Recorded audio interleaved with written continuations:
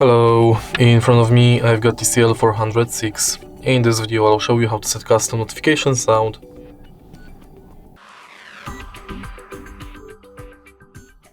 In the beginning, let's go to settings and now enter sound and vibration. Go to notification ringtone, go to custom ringtone and select your custom sound.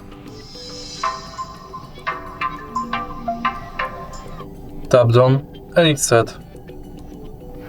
If you find this video helpful, please leave like, comment and subscribe.